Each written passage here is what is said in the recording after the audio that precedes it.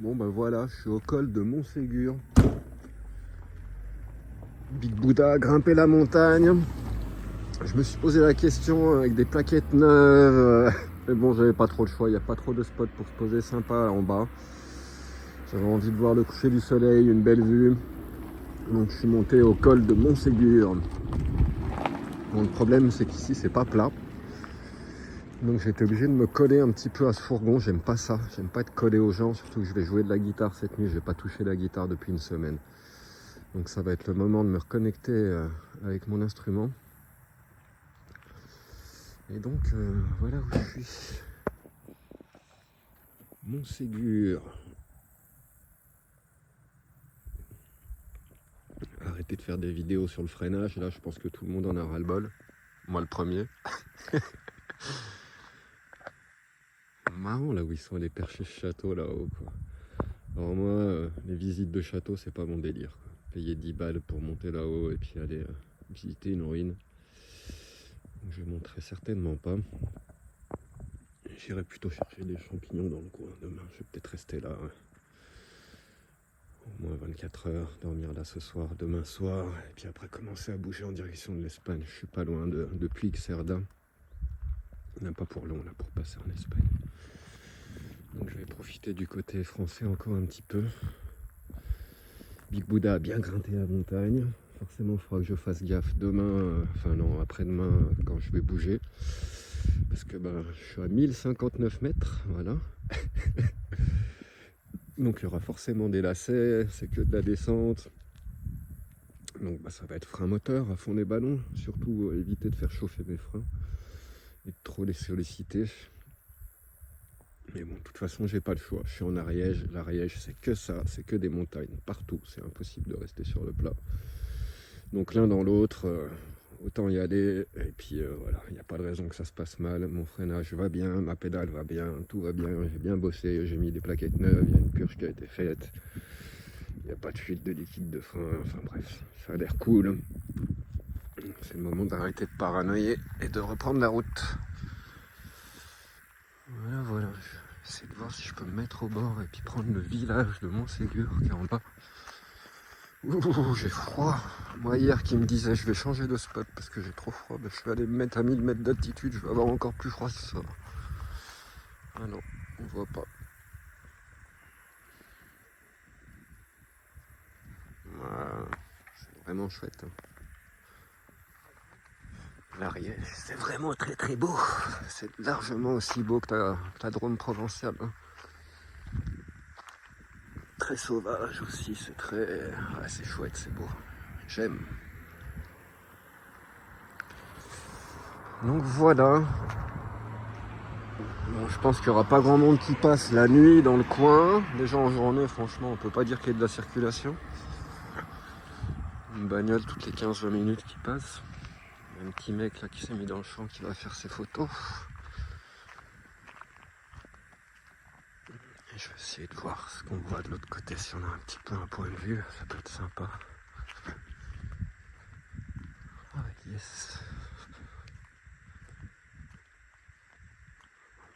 Je vais peut-être monter en haut de la colline, là, aller fermer le camion et me grimper, voir si j'arrive à choper les dernières lueurs du soleil là-haut. Mais bon, dans tous les cas, j'aurai un point de vue cool parce que là, c'est sympa ce qu'on voit là.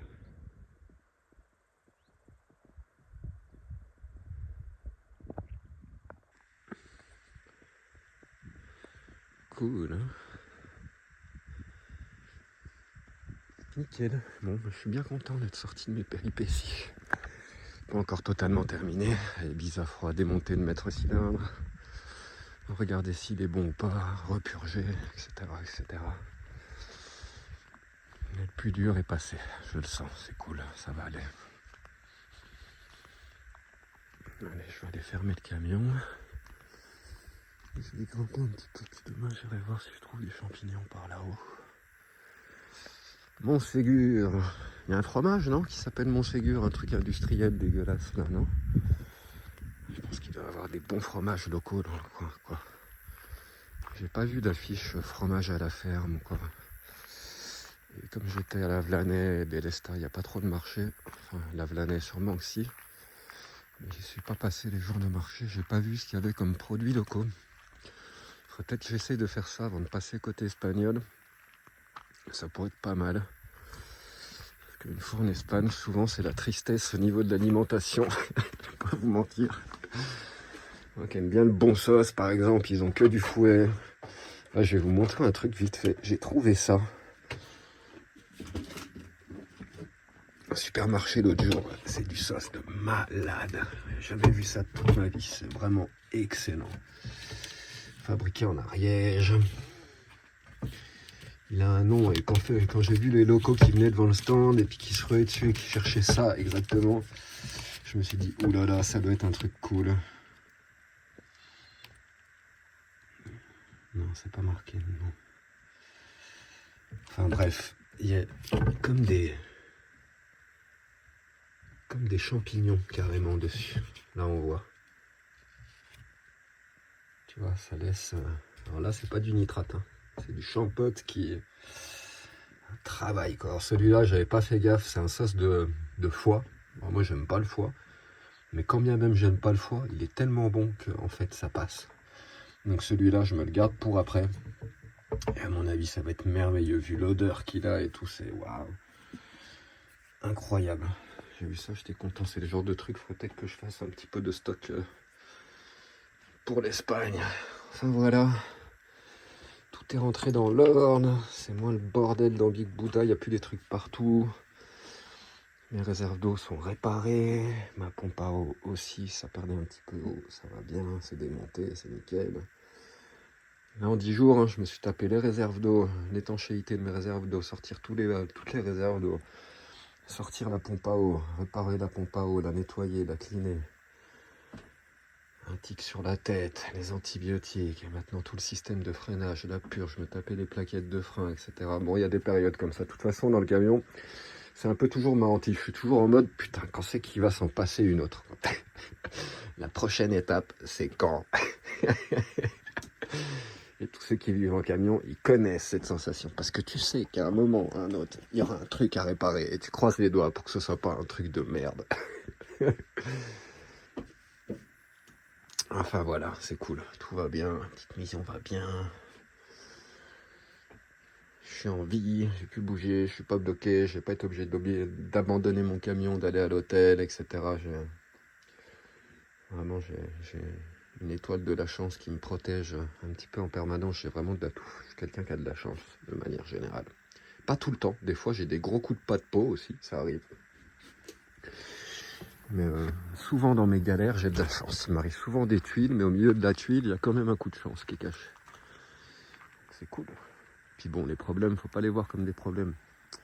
C'est l'inverse, à travers les problèmes que tu grandis, que tu t'améliores, que tu deviens plus fort, plus patient, plus résilient.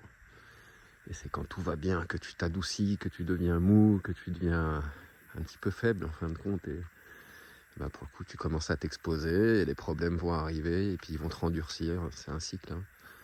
Donc il faut vraiment arriver à naviguer sur ces vagues-là. Quand tu es en haut, pas jamais oublier que derrière, de toute façon, tu vas redescendre. Et puis quand tu es en bas, c'est pareil. Surtout pas oublier que tu remonteras toujours. Comme le soleil, il monte, il descend tous les jours, la lune. Tout est cyclique comme ça, c'est dans notre univers, sur notre planète. Donc la clé du bien-être, c'est vraiment apprendre à surfer sur ces cycles sans se sentir super mal, super down parce que tu es en bas et qu'il t'arrive une tuile, que tu as des problèmes, des machins. Voilà ce qui s'est passé avec Big Buddha ces derniers jours. Ça m'a pas empêché de dormir. Enfin, je laisse pas ça m'atteindre, ça me faisait chier, j'y pensais beaucoup, je cherchais des solutions, etc. Mais ça n'a pas joué sur mon bien-être psychologique ni moral. Surtout pas, il faut pas. Et pareil, quand il m'arrive des super trucs super positifs, généralement ça me touche pas énormément. Je suis pas très ému ou pas très... J'évite de partir trop dans les extrêmes en fin de compte, parce que derrière je sais que tu vas repartir dans l'autre sens de manière brutale. Donc je préfère rester autour d'un certain milieu en fin de compte. Et essayer de contrôler le plus possible pour pas avoir trop d'amplitude, parce que quand il y a beaucoup d'amplitude dans ces cycles, ça devient compliqué au niveau émotionnel et au niveau énergétique à gérer. Mais bon, des fois c'est pas mal hein, d'avoir cette amplitude aussi. Ça peut être très bien d'avoir beaucoup d'amplitude. C'est pas des gros downs, des gros up. De toute façon, il n'y a pas de règle. Tout est là pour quelque chose, toutes les émotions servent à quelque chose. Et tout est utile. Une fois que tu as compris ça, bon, t'arrêtes de te prendre le chou. De toute façon, ça sert à rien de se prendre la tête. La vie, c'est comme ça. Bon, allez, je vais monter en haut de ma colline, voir un petit peu la vue de plus haut.